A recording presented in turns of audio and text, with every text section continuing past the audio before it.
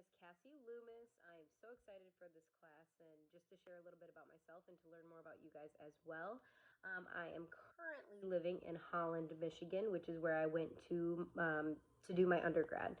I'm from Wisconsin. I had moved to California to start Fuller, and then everything was closed with COVID.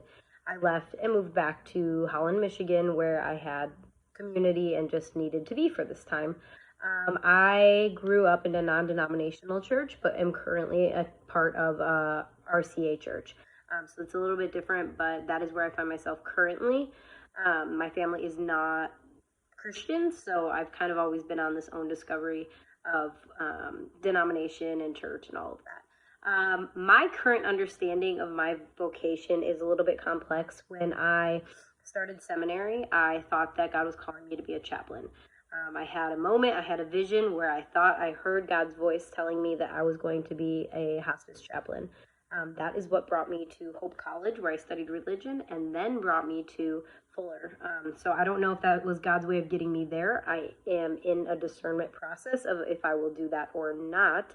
But my first quarter at Fuller, I took an immigration class, and it felt like it gave language to the things that I was passionate about.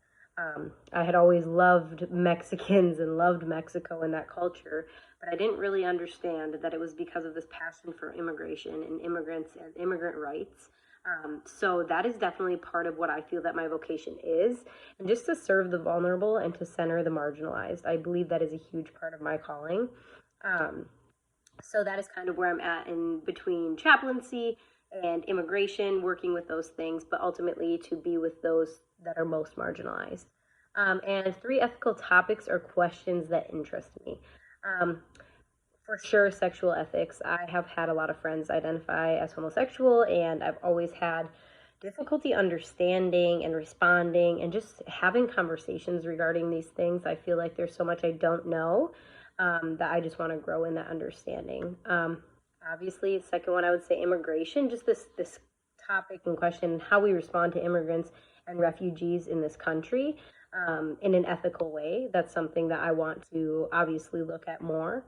And then finally, criminal justice ethics, this understanding of how we do jail and solitary confinement, and is it ethical, and what should be the response. And these are such big questions that I've wrestled with, and I recognize that we might not come to answers, and that they're big questions, but they are questions that I would love to dig more deeply into in this course and just in general.